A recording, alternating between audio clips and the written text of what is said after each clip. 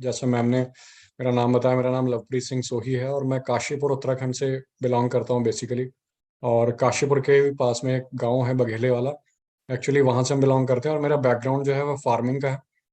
और मेरा जो एकेडमिक बैकग्राउंड है, मैंने मैं बीसीए ग्रेजुएट हूँ, बैचलर ऑफ कंप्यूटर एप्लीकेशन। और इस बिज़नेस की जर्नी शॉर्ट में मैं आपके साथ शेयर करूंगा कि किस तरीके से ये बिज़नेस मेरी लाइफ में आया और किस तरीके से हम इस बिज़नेस के साथ आगे बढ़ रहे हैं, कैसे डिसीजन लिया।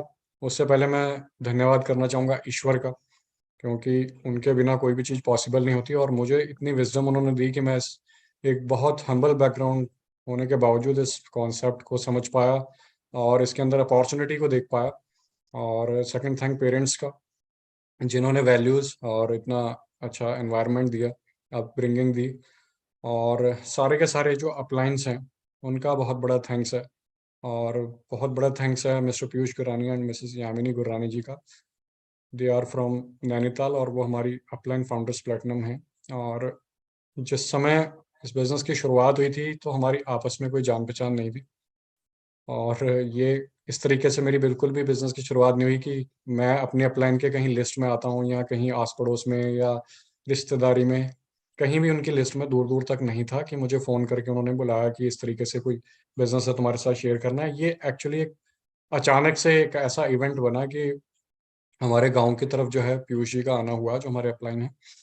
और वो किसी और से मुलाकात करने आए थे, हमारे फार्म की साइड में एक और फार्म पड़ता है तो वहाँ पे आए थे मुलाकात करने।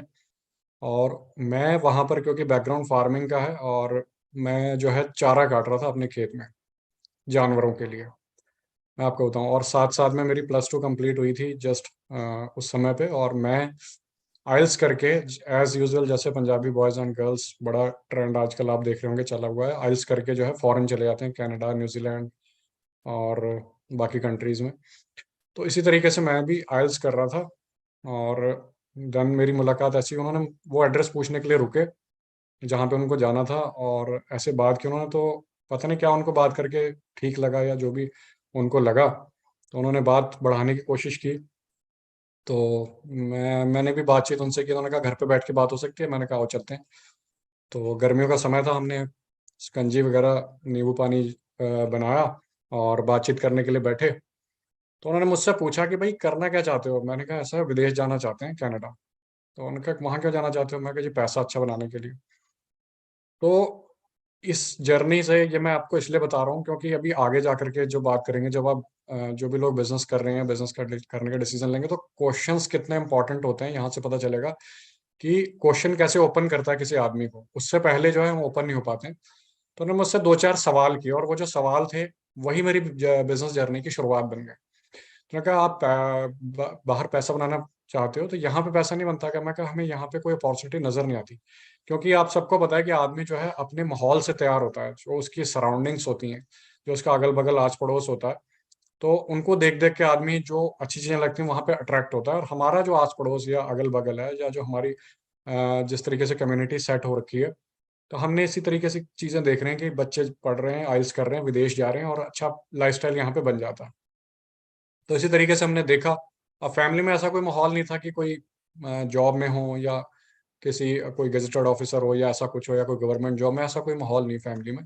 फार्मिंग बैकग्राउंड है, तो सिंपल बैकग्राउंड के बावजूद हमें जो चीज़ अच्छी लगी मैंने उनको बताई। तो उन्होंने कहा कितना पैसा बना लोगे। तो मैंने ऐसे ही तुक्के से ही बोला, मैंने कहा 1.5-2 लाख रुपए महीना। कहा यहाँ का वहाँ का। मैंने कहा यहाँ का। तो उन्होंने कहा वहाँ के हिसाब से। मैंने कहा वहाँ के हिसाब से तो गुजर बसर ही होती है वहाँ पे।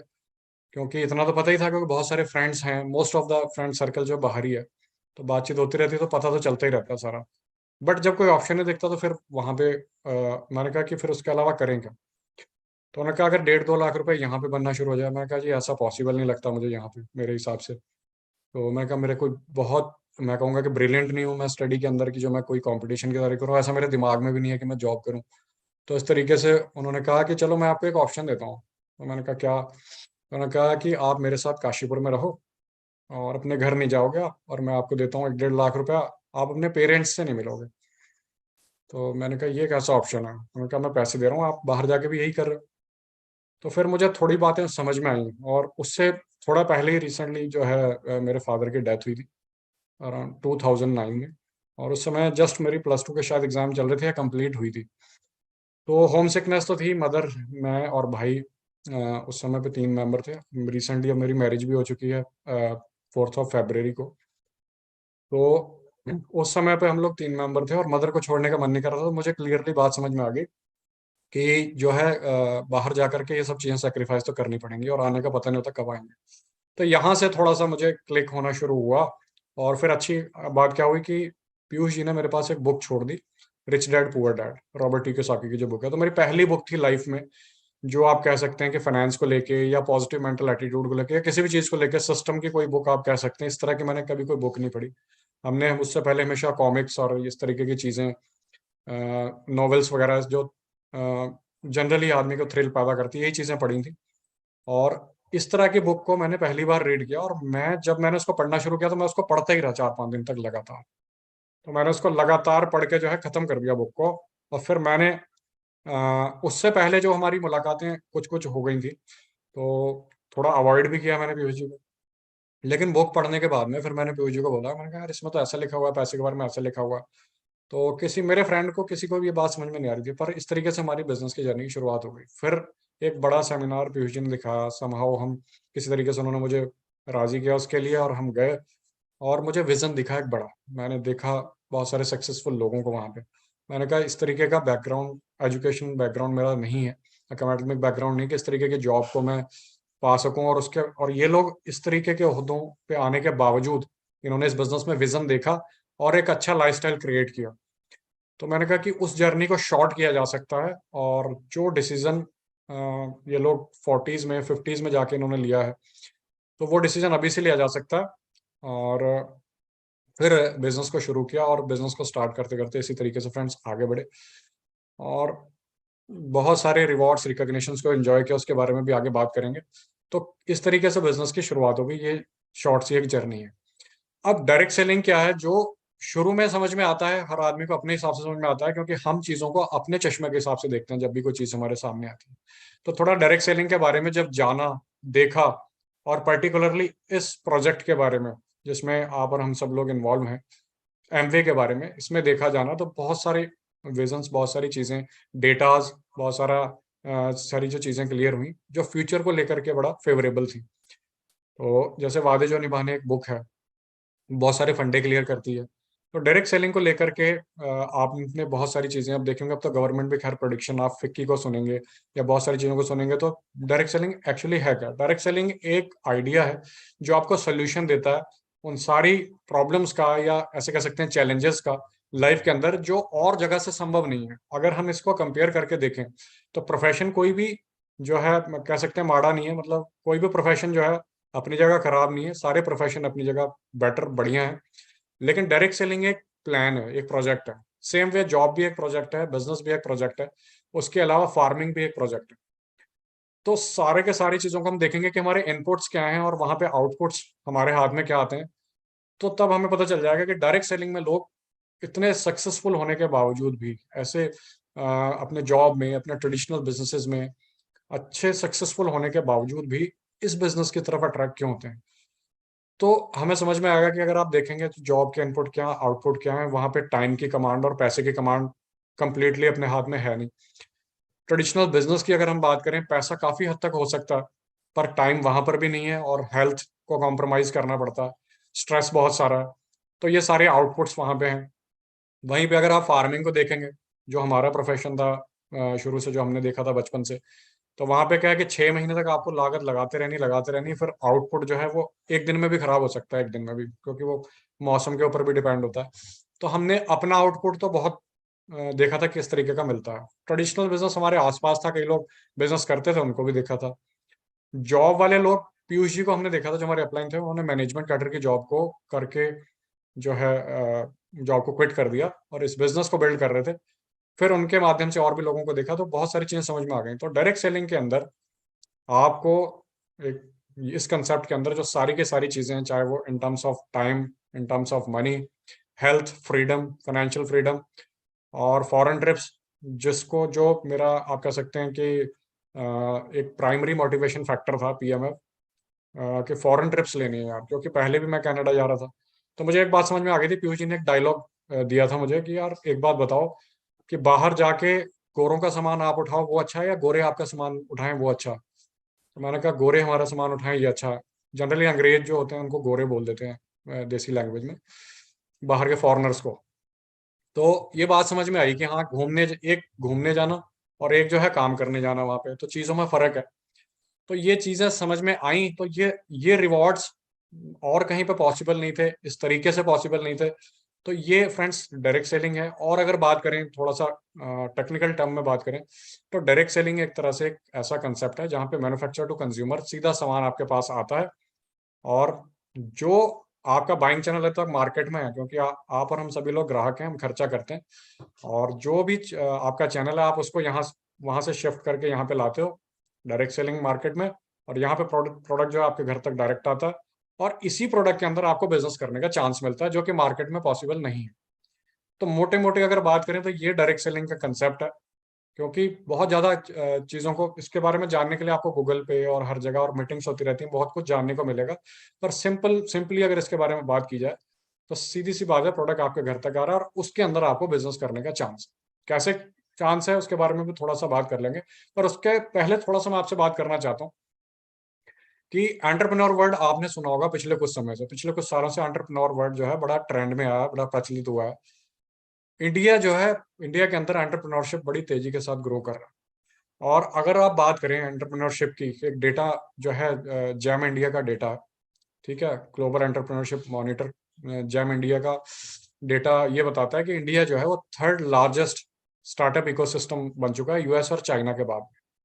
60,000 स्टार्टअप्स के साथ में उसको रिकॉर्ड किया गया कि ये थर्ड लार्जेस्ट स्टार्टअप इकोसिस्टम बन चुका है। तो स्टार्टअप या एंटरप्रेन्योरशिप इतनी तेजी के साथ इंडिया में ग्रो कर रही है।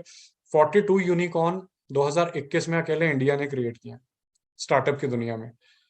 तो ये सारी चीजें हैं। ये जो डेटा है क्या बताता है कि जो भी कारोबार है उसको करते करते कुछ लोग, या फिर जो लोग अपना करियर स्टार्ट करते हैं उस समय पे एंटरप्रेन्योरशिप अट्रैक्ट को तो सबको करती है। अब है क्या कि एक आइडिया आपके दिमाग में आया, अगर जनरली एंटरप्रेन्योरशिप के बारे में बात की जाए, एक आइडिया आपके दिमाग में आया, आपने उसके ऊपर काम करना शुरू किया, वो सक्सेसफुल भी हो सकता है और वो फेल भी हो सकता है। ये जनरल एंटरप्रेन्योरशिप की बात हो रही है। अब डायरेक्ट सेलिंग या हम एमवे बिजनेस की बात करें, ये गाइडेड एंटरप्रेन्योरशिप मॉडल है। यहाँ पे आपके साथ एक एक्सपर्ट, एक मेंटरशिप आपके साथ, मेंटरशिप करने वाली एक टीम आपके पास होती है, जो आपके फेल होने के चांसेस बहुत मिनिमम कर देती है, अगर आप वाकई में ही सक्सेसफुल होना चाहते हैं तो। कैसे देखिए, और जगह क्या है कि अगर आपके दिमाग में कोई आइडिया है, आपने शुरू किया, अगर आप, ये मैंने जो एंटरप्रेन्योरशिप का आपको डेटा बताया, इसमें से हजारों कॉन्सेप्ट साल भर में शुरू होते हैं, पर उसमें से सक्सेसफुल बहुत गिने चुने हो पाते हैं। उसका कारण क्या है? क्योंकि वहां पे कोई गाइड करने वाला नहीं है, कोई मेंटर नहीं है, खुद का ही दिमाग का आइडिया है, खुद से ही करके सीखना है। और सक्सेसफुल भी हो सकता है, फेल भी हो सकता है, फेल के रेशियो ज्यादा है अगर आप डेटा को उठा के देखेंगे। लेकिन डायरेक्ट सेलिंग बिजनेस के अंदर और एमवे बिजनेस की आप बात करें, यहाँ पे क्योंकि ऐसे लोग हैं ऑलरेडी कि जो लोग इसको करके सक्सेसफुल हो चुके हैं, और सेम आइडिया पे हमने काम करना है, हमने आइडिया को नए तरीके से इन्वेंट नहीं करना। और सबसे जो अनबीटेबल और अनमैचेबल जो फीचर है यहाँ का, कि जो आपको इस बिजनेस में ला रहा है या लाने वाला है या ला चुका है, उसको आपकी सक्सेस में पूरा पूरा इंटरेस्ट है।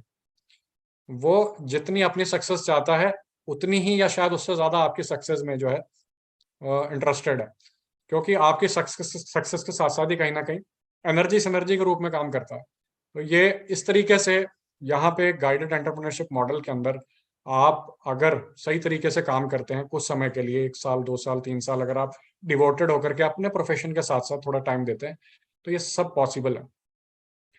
प्लान वर्क कैसे करता है? देखिए, आपने जितने भी प्लान देखे हैं वो किस तरीके से वर्क करते हैं, उनका एक काम करने का तरीका होता है। जॉब है एक फ्रेमवर्क उसमें बना हुआ होता है, एक सिस्टम बना हुआ होता है कि आपको 8-10 घंटे 10-12 घंटे इस सेटअप के अंदर आपको देने हैं, और वहां से एक रिजल्ट आएगा जिसको सैलरी बोलते हैं। और उसके अलावा क्या आ सकता है, ये तो जॉब करने वालों को ही पता है। बिजनेस के अंदर एक सेटअप होता है, कैपिटल आपकी इन्वॉल्व होती है। आप देखेंगे कि अगर बिजनेस को स्टार्ट करने का पूरा तरीका आप समझें देखें, तो सबसे पहले आपको एक कॉन्सेप्ट जो आपको बिजनेस करना है वो सोचना पड़ता है, उसकी एक प्रोजेक्ट रिपोर्ट तैयार करनी पड़ेगी, फिर कोई पार्टनर आपके साथ में है उनको भी इन्वॉल्व करना पड़ेगा, फिर जो है लोन वगैरह ये सारे हैजल्स देखने पड़ेंगे। फिर गवर्नमेंट, जियोग्राफिकल कंडीशन, आसपास की सिचुएशन कैसी है, ये सब देखना पड़ेगा। सब चीज़ें अगर ओके हैं, लोन वगैरह पास हो गया, फिर आपको जो है उस पर काम करना शुरू करना पड़ेगा। कंस्ट्रक्शन होगा, फिर मशीन्स आएंगे, मैन पावर आएगी, फिर रॉ मटेरियल आएगा। अगर ये सारे स्टेप अगर सही चलते जा रहे हैं तो आगे बढ़ेगा काम। इनमें से कई स्टेप्स में बिजनेस रुक जाते हैं, आगे पहुंच ही नहीं पाते। आपने अपने आसपास बहुत सारे बड़े बिजनेस शुरू होते हैं और बंद होते हुए देखे होंगे। फिर अगर सब सही चलता रहा तो वहां पे प्रोडक्शन शुरू होगा। प्रोडक्शन शुरू होने के बाद भी पैसा नहीं आएगा, वहां पे सेल करनी पड़ेगी। उसकी सेल के लिए फिर से एक टीम अपॉइंट करनी पड़ेगी, या खुद इनिशियली अपना नया बिजनेस है, खुद उसको सेल्समैन बन के जो है उसको प्रमोट करना पड़ेगा, अपने बिजनेस को बताना पड़ेगा, लोगों तक पहुंचाना पड़ेगा। फिर प्रोडक्ट की सेल होती है तो क्या प्रॉफिट आ जाएगा? तब भी नहीं आएगा प्रॉफिट। सेल अगर अच्छे रेशियो में होगी तो सबसे पहले ब्रेक इवन होगा, बिजनेस में अपनी जो कैपिटल है उसको रिकवर किया जाएगा। तो फ्रेंड्स, बहुत सारी चीजें हैं, इसमें जाएंगे तो बहुत लंबा हो जाएगा। तो ये सारी की सारी चीजें डायरेक्ट सेलिंग के अंदर, आपको इस प्रोजेक्ट के अंदर डायरेक्टली सेल वाले पार्ट पे आने का मौका मिलता है। ऑर्गेनाइजेशन ये कहती है कि आपके सारे मैन्युफैक्चरिंग प्लांट जो आपने लगाना था वो भी मैंने आपके लिए लगा रखा है, ऑफिसेज आपके लिए मैंने रेडी आपको दे रखे हैं, मेरे पास ट्रेनिंग के लिए टीम है, मेरे पास वेल ट्रेंड ऑफिशियल्स हैं जो आपको मदद करेंगे, जो आपके बिजनेस को मैनेज करेंगे। ठीक है, मेरे पास उम्दा प्रोडक्ट्स हैं, जो वर्ल्ड क्लास प्रोडक्ट्स हैं, जो अपने आप में ऑलरेडी एक ब्रांड है। आपको ब्रांड बनाने में काम, आपको खुद को ब्रांड बनाने में काम करना है। और इस तरीके से सारी की सारी चीजें तैयार हैं, आपको केवल सेल करना। फ्रेंड्स, आप देखिए कि हमारी जो लाइबिलिटीज हैं वहाँ यहाँ पे कुछ नहीं है, हमारा रिस्क जीरो हो गया, और एक वेल सेटल ब्रांड में हमें काम करने का डायरेक्टली मौका मिल रहा है बिना कोई पैसा इन्वेस्ट किए। इसी चीज को देखते हुए यंग जनरेशन में हमारे तरह के स्टूडेंट्स या हाउस वाइफ्स जो बहुत पैसा लगा के किसी बिजनेस को शुरू नहीं कर सकते हैं, या फिर इस तरीके के लोग जो 10, 15, 20, 25 हज़ार की जॉब करते हैं, इस तरीके के लोगों को चांस मिलता है डायरेक्ट सेलिंग इंडस्ट्री के अंदर आगे बढ़ने का, और लोग बढ़ भी रहे हैं। बहुत हम्बल सिंपल बैकग्राउंड के लोग बहुत सक्सेसफुल इस बिजनेस को बिल्ड कर रहे हैं और ऊंचाइयों को छू रहे हैं। तो इस तरीके से बिजनेस प्लान काम करता है फ्रेंड्स। सिंपल सी बात है कि यूज करना है। जैसे कि हम सब लोग जो हैं जिनकी ऑर्गेनाइजेशन में है, हमारे सबके मेंटर ऑफ द मेंटर हैं ग्रेट अनिल सर एंड बिंदु में, एबीआईसी सर्कल का हम लोग पार्ट है। तो उन्हीं की एक टॉक थी, उनको सुना था, यूज सम सेल सम। ठीक है, तो थोड़ा यूज करना है, थोड़ा सेल करना है, शेयर करना है, थोड़ा सेल करना है। तो उसी तरीके शेयर करने से सेल हो जाएगा। और ये कितना स्केल हो जाएगा ये आपको भी नहीं पता जब आप इसको शुरू करते हैं। कहते हैं ना कि एक सीड को तो आप काउंट कर सकते हो, पर सीड के अंदर फ्रूट कितने, उसको आप काउंट नहीं कर सकते। तो इस तरीके से सेम वे इस बिजनेस को जब आप शुरू करते हो तो यूज से शुरू करते हो, अपने घर के यूज से। पहले आपका भरोसा बढ़ता है, आपका विश्वास बढ़ता है, और उसके बाद जब आप इसको आपके सराउंडिंग में इसको शेयर करना शुरू करते हो अपने फ्रेंड्स, नेबर्स या रिलेटिव्स के साथ में, क्योंकि इनिशियली पहले सर्कल में वही लोग होते हैं, तो उनको शेयर करना शुरू करते हो तो पॉजिटिव या किसी भी तरीके का फीडबैक आ सकता है, और धीरे धीरे इसी तरीके से आपके कंज्यूमर डेवलप होना शुरू होते हैं। और जब वो कंज्यूमर आपसे रेगुलर ये प्रोडक्ट्स परचेज करना शुरू कर देते हैं तो वो आपके क्लाइंट्स बन जाते हैं, और वो आप उनको सर्व करते हो। तो अच्छी सर्विस देना और क्लाइंट्स को डेवलप करना, मोटा मोटा इस तरीके से ये जो बिजनेस आइडिया है वो काम करता है। अब कोविड से पहले से और कोविड के बाद से बिजनेस करने के तरीके में बहुत काफी सारे चेंजेस हो चुके हैं। कुछ पुराना तरीके को मिक्स करके और बहुत सारा नई चीजों को अडॉप्ट करके, नए आइडियाज को अडॉप्ट करके ये जो बिजनेस है ग्रो कर रहा है। अगर हम पहले देखेंगे तो फिजिकली इस बिजनेस को लोग ज्यादा करते थे, लेकिन इस समय क्योंकि वर्चुअल या डिजिटली हम लोग मिक्सअप हो चुके हैं चीजों के साथ, तो हम अपने ऑफिस में, अपनी व्हीकल के अंदर, अपने घर के अंदर, किसी भी तरीके से आज अपने रूम में बैठ के इस बिजनेस को एक्सपैंड कर सकते हैं पैन इंडिया कहीं भी। और जैसा कि यहाँ पर भी लोग कनेक्टेड हैं, आपने देखा हर बहुत सारे लोग जो हैं डिफरेंट डिफरेंट स्टेट से कनेक्टेड है। मैं उत्तराखंड से कनेक्टेड हूँ, कुछ लोग पंजाब से हैं, दिल्ली से हैं, कोई राजस्थान से होगा, तो एमपी से होंगे, कोई गुजरात से होंगे। तो इस तरीके से अलग अलग स्टेट से लोग यहाँ पे कनेक्टेड हैं। सेम वे आज मौका मिल रहा है इन चैनल्स के थ्रू, चाहे जूम हो, चाहे इंस्टाग्राम हो, फेसबुक हो, सोशल हैंडल्स के थ्रू लोग अपना ब्रांड सेट कर रहे हैं और अपने बिजनेस को एक्सपेंड कर रहे हैं पैन इंडिया। तो आज सबसे बड़ी बात है कि जैसे कि हमने प्रोडक्ट्स की बात की, कि प्रोडक्ट्स तो ऑलरेडी जो ब्रांड है वो सेट है। हमने बात अपने आप को ब्रांड बनाना है। अपनी लोग कम्युनिटीज के ऊपर काम कर रहे हैं, और कम्युनिटीज में एक थीम पकड़ के या तो हेल्थ के ऊपर बात कर रहे हैं, जैसे स्वास्थ्य क्रांति अभी अनिल सर ने भी अनिल सर एंड बिंदु मैम से स्टार्ट हुआ स्वास्थ्य क्रांति। और इस कम्युनिटी को, ये भी कम्युनिटी जो है धीरे धीरे बहुत बड़ी होने वाली है, बड़ी हो रही है, लोग इसमें इंटरेस्ट ले रहे हैं और इसको इसमें इन्वॉल्व होकर के इसका पार्ट बन रहे हैं। और ये जो स्वास्थ्य क्रांति है, वाकई में क्रांति एक रेवोल्यूशन लेकर के आएगी। इस तरीके से कम्युनिटी बना करके लोग अपना ब्रांड बना रहे हैं और लोगों के साथ कनेक्ट कर रहे हैं। तो कम्युनिकेट करके, कनेक्शन बना के, कम्युनिकेट करके इस बिजनेस को, इस आइडिया को कितने लोगों तक हम पहुंचा सकते हैं और कितने लोगों को एज अ कंज्यूमर इस प्रोडक्ट, इन प्रोडक्ट्स का फायदा दे सकते हैं। क्योंकि आज जो समय है वो हेल्थ एंड वेलनेस का है, और हेल्थ एंड वेलनेस के अंदर न्यूट्रलाइट जो हमारा हेल्थ ब्रांड है वो नंबर 1 सप्लीमेंट ब्रांड है दुनिया के अंदर, एज पर यूरो मॉनिटर। अगर आप बात करेंगे, एज पर रीडर डाइजेस्ट, सारा डाटा देखेंगे तो इस तरीके से ये जो बिजनेस आइडिया है काम करता है। हार्डवर्क की, लर्निंग्स की बात करें फ्रेंड्स इस बिजनेस के अंदर, क्योंकि कहीं पर भी हम होते हैं तो हार्डवर्क और जो चीज़ें होती हैं, मेहनत मेहनत हम हर जगह करते हैं और किसी भी चीज़ को बड़ा बनाने के लिए जी तोड़ मेहनत करते हैं, चाहे इंडिया में हो चाहे इंडिया से बाहर हो, जिस भी प्रोफेशन में हो। लेकिन फिर हम आउटपुट की बात करेंगे और यहाँ पे कंपेयर करेंगे तो 5 इयर्स वर्सेस 40 इयर्स या 50 इयर्स आप कंपेयर कर लीजिए कि वहां पे क्या हमारे हाथ में होता है और यहाँ पे 5 साल मेहनत करके क्या हमारे हाथ लग सकता है। तो आपको क्लियरली पता चल जाएगा। यहाँ पर हम अपने बिजनेस को थोड़ा सा, हमने किस तरीके से हार्डवर्क करके इसको डेवलप किया उसकी बात करूंगा, पर्सनल एक्सपीरियंसेस शेयर करूंगा। तो यहाँ पे बहुत सारे लोग पहले दिल्ली से या जैसे और जगह से, पंजाब से भी कुछ लोग यहाँ पे आए थे, हमें कई लोग मिलते हैं। तो एप्सा 80 जो अपना एक फार्मिंग को लेकर के रिवॉल्यूशनरी प्रोडक्ट है, क्योंकि हमारा मेजरली ये ग्रीन बेल्ट है उत्तराखंड, और मेजरली बिजनेस एप्सा में भी होता है। क्योंकि एप्सा एक ऐसा प्रोडक्ट है जिसमें बिजनेस करने में इसलिए मजा आता है क्योंकि एक सोल्यूशन है जिसके थ्रू हम पानी सेव कर रहे हैं अपनी कंट्री का, और अपने फार्मर को जो है हम एम्पावर कर रहे हैं। अपनी जो मिट्टी है, ठीक है, सॉइल को हम प्रोटेक्ट कर रहे हैं, उसमें जो हार्मफुल चीज़ें हैं उनको, उनके यूजेस को इसकी वजह से कंट्रोल कर सकते हैं, लागतों को कम कर सकते हैं, पैदावार को बढ़ा सकते हैं।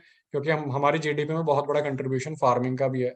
तो फार्मिंग को फायदा पहुंचाने वाला एक रिवोल्यूशनरी प्रोडक्ट है। तो यहाँ पे शुरू में लोगों ने जैसे एप्सा दिया तो लोग समझते नहीं थे इस बात को, कहते थे यार वो तो बहुत टाइम पहले देखा है, तो स्टिकर है, एक वो वहां से आए थे। लोगों को नाम भी यहाँ सही से लेना नहीं आता। टाउन एरिया एक्चुअली, तहसील है, डिस्ट्रिक्ट भी नहीं है काशीपुर।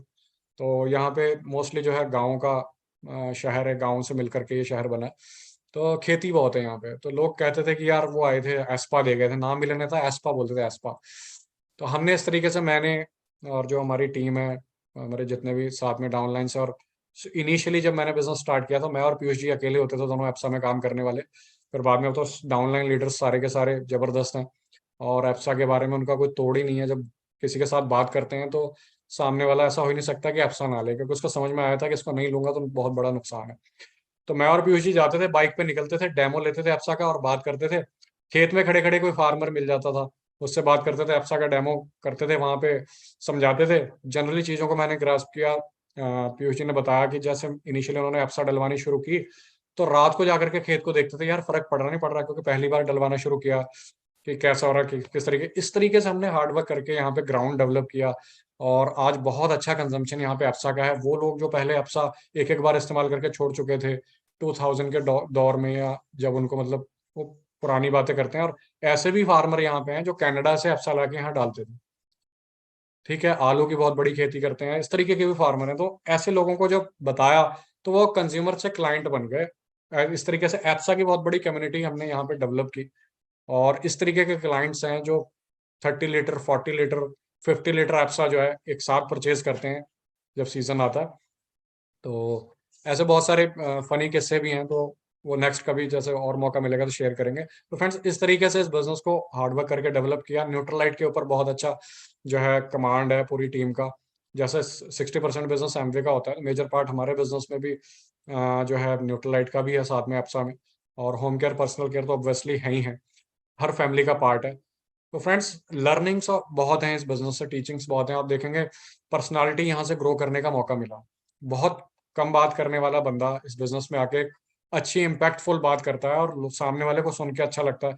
जब आपके साथ कोई बैठना पसंद कर जाए, जब आपको पता चले कि यार सामने वाला बंदा आपकी कंपनी पसंद करता है, तो आप सोचिए इससे बढ़िया पर्सनैलिटी में आपके क्या अपग्रेडेशन हो सकता है ना। तो इस तरीके की चीजें ऐड हुई। डिसीजन मेकर इस बिजनेस ने बनाया। अगर हम इंटेंजिबल रिवॉर्ड्स की बात करें तो डिसीजन मेकर बनाया इस बिजनेस ने, कि डिसीजन, अपनी लाइफ का डिसीजन जो है वो खुद भी लेना चाहिए। जहाँ पे आपको सही या गलत लगता है उसको जज करना चाहिए। बुक्स को पढ़ने की, इस तरीके की बुक्स अगर इस बिजनेस में नहीं होते तो पता नहीं शायद पढ़ पाते या ना पढ़ पाते। जो टीचिंग्स हैं, जो लर्निंग्स हैं, ठीक है, एलन पीज को पढ़ना, रॉबर्ट टी कियोसाकी को पढ़ना, डेविड जे श्वार्ट्ज को पढ़ना, नेपोलियन हिल, इस तरीके की चीजें हैं। कैसे इन राइटर्स के इतना क्लोजली इस बिजनेस के थ्रू ही गए, पता चला। ठीक है, सेल्फ इमेज इस बिजनेस से जो है इनहेंस हुई। सामने अगर आज आप बैठते हैं तो विद ड्यू रिस्पेक्ट, अपने से जो बड़े एज के लोग हैं या अपने से बड़े जो प्रोफेशन में लोग हैं, आज आईएएस पीसीएस और बड़ी बड़ी कंपनीज में जीएम डीजीएम, ठीक है, ऐसे लोगों के साथ कई बार बैठना उठना होता है, तो आप उनके साथ हैंडशेक करके कॉन्फिडेंटली बैठ पाते हो। इस तरीके की सेल्फ इमेज जो है वो डेवलप होना, वो इस बिजनेस का इंटेंजिबल रिवॉर्ड्स है। और टेंजिबल रिवॉर्ड्स बहुत सारे हैं फ्रेंड्स। जैसे जैसे पहले इस बिजनेस में फटाफट यहाँ पे मैं जब मैंने स्टार्ट किया था बहुत जल्दी 15% हो गया था। काशीपुर के अंदर इस एज में कोई 15%er नहीं था। फिर मुझे देख के बहुत सारी, क्योंकि मेरी टीम में बहुत सारे यंग लोग हैं, नेक्स्ट मौका मिलेगा तो वो भी आप उनको कहीं ना कहीं आपको सुनने का मौका मिलेगा। सारे के सारे वाइब्रेंट एंड स्ट्रॉन्ग लीडर्स हैं। और तो मुझे देख के फिर यहाँ पे एक यंग लोगों में ये डेवलप हुई कि हाँ यार, यंग लोग भी इस बिजनेस में जो है आगे बढ़ सकते हैं और इसको स्टडी के साथ साथ भी बिल्ड किया जा सकता है। तो बहुत अच्छे अच्छे लोगों ने स्टार्ट किया। और फिर बाद में फ्रेंड्स सिल्वर गोल्ड प्लेटिनम पे जो रिवॉर्ड्स रिकग्निशन मिले, मेरी मदर मेरे साथ, उस समय मैं सिंगल था, तो गोवा जा करके आए थे हम लोग। गोवा प्लेटिनम फोरम मिला, ठीक है, नॉर्थ यंग एलएसी का पार्ट बनने का मौका मिला, जिसमें उत्तराखंड से मैं अकेला ही था। और फिर उसके बाद अंतालिया गए अपनी अप्लायंस के साथ में, पीयूष जी एंड यामिनी जी के साथ में अंतालिया गए, टर्की। वहाँ पे अंतालिया घूमा, सब देखा। तो फॉरेन जाने का वो ड्रीम वहां से पूरा हुआ। तो जब वहां से एयरपोर्ट से सामान लेके जा रहे थे हमारा अपने आप, तो मुझे पीयूष जी का वो डायलॉग याद आ रहा था, मुझे याद भी करा रहे थे वो, कि देखो, फॉरेन जाकर दूसरों का सामान उठाना मतलब कहीं और जॉब करना, या अपना सामान देखो यहाँ पे लोग उठा के जा रहे हैं। और जब वहाँ एंटर किया हमने, रेगनम कर रहे जो होटल था जिसमें G20 समिट हुआ था, मोदी जी ने होस्ट किया था जो, तो ये सारी चीजें फिर हमने देखी वहां पे। यार ये चीजें कहाँ मिलती हैं, अगर आप एमवे बिजनेस में नहीं हो तो आप शायद ट्रैवल तो कर सकते हो, पर क्या इस तरीके की लग्जरी, अल्ट्रा लग्जरी आप एंजॉय कर सकते हो। और वहां पर भी मदर साथ में थी, तो हर कोई आकर के पास में बात करता था, देखता था, और ये चेयर अप करता था। ठीक है, आशीर्वाद भी देते थे लोग, यार बहुत अच्छा काम कर रहे हो आप अपनी मदर को लेकर के आए हो। और यही मेरा ड्रीम भी था कि यार फैमिली के साथ ट्रैवल किया जाए, घूमा जाए, और सारी की सारी चीज़ों को सक्सेसफुल बनाया जाए। ठीक है। और क्या रिवॉर्ड्स हैं, हेल्थ के बारे में इतना जानने का मौका मिला इस बिजनेस के थ्रू, नहीं तो कहाँ हेल्थ की इंफॉर्मेशन इतनी। आज जब लोगों से बातचीत होती है, लोग कहते हैं यार आपको बड़ी नॉलेज है यार इसके बारे में, आप कैसे, किस तरीके से, मतलब आपने कोई कोर्स किया क्या? मैंने कहा हमारे एनएचआई के उस तरीके के कोर्स, फिर उनको बताते हैं कि यार सर्टिफाइड वेलनेस एडवाइजर है, ये सब चीज़ें। स्किन के बारे में इतनी अच्छी नॉलेज मिलती है, आप आर्टिस्ट्री ब्रांड को यूज़ करते हो, लोगों को करवाते हो, एक अलग ही प्राउड फील होता है। तो फ्रेंड्स ये सारी चीज़ें हैं। और इस बिजनेस के रिवॉर्ड्स और रिकग्निशंस के बारे में तो अगर बात करी जाए तो फिर तो पूरी रात भी कम पड़ सकती है। तो ओवरऑल ये मेरी जर्नी थी, ये मेरी अचीवमेंट्स ही थी यहाँ तक। लेकिन आगे अब मैं बात करूंगा कि जैसे मैंने अप्लायंस के थैंक्स की बात की थी, तो रिसेंटली हमें मौका मिला, हमारी जो अपलाइन है, Alok and Bhavna Upadhyay ji, upline mega diamond, उनके साथ जो है क्लोजली इंटरेक्ट होने का मौका मिला। और हम बड़ा फॉर्चुनेट फील करते हैं, बड़े एक्साइटेड हैं कि यहाँ तक की जर्नी तो चलो हमने तय की, हमारे मेंटरशिप में, जो पीयूष जी की एंड यामिनी जी की मेंटरशिप में। अब उनकी मेंटरशिप के साथ में, उनकी मेंटरशिप के साथ में mentor of the mentor Alok sir and Bhavna ma'am भी ऐड हो गए, उनकी मेंटरशिप भी मिलेगी। और नेक्स्ट जो जर्नी होगी हमारी और थ्रिलिंग और एक्साइटिंग होगी। एफआरयू में पहली बार हमें रिसेंटली जाने का मौका मिला, अनिल सर एंड बिंदु मैम की, जो इन्होंने दिल्ली में लीला में जो एफआरयू ऑर्गेनाइज की थी, और बहुत अच्छा माहौल देखने को मिला, कितना जबरदस्त लीडरशिप को सुनने का मौका मिला। तो पहली बार एफआरयू में गए, तो नेक्स्ट जो है आलोक सर एंड भावना मैम के साथ बैठ के कमिटमेंट किया कि नेक्स्ट और इस बिजनेस को नेक्स्ट लेवल पे लेकर के जाएंगे और अगली एफआरयू में कुछ और बड़ा करेंगे, और इसी तरीके से इसी माहौल के साथ जो इस बिजनेस को बड़ा करेंगे। और मैं जो रिसेंटली, अभी मैंने जैसे बताया कि मेरी रिसेंटली मैरिज हुई है, मेरी वाइफ भी अभी कनेक्टेड है, बट वो शायद बोल नहीं पाएंगे क्योंकि मैं अभी घर से बाहर हूँ। हमारा काशीपुर से थोड़ा आउटर में पड़ता है, तो वहाँ पे नेटवर्क फ्लक्चुएशन काफ़ी होता है, और रात को तो ज़्यादा होता है। तो अभी भी मैं अपने घर से बाहर ही बात कर रहा हूँ, वो घर से अटेंड कर रही हैं, इस मीटिंग को सुन रही होंगी। और नेक्स्ट हम लोग अपनी यहाँ से अपनी अपलाइन का ब्लेसिंग्स भी लेना चाहेंगे, और यहाँ से अपनी अपलाइन को कमिट भी करना चाहेंगे कि इस बिजनेस को नेक्स्ट लेवल पे बहुत जल्द उनके मेंटरशिप में, उनके आशीर्वाद से हम पहुँचाएंगे। So thank you very much. Over to the host.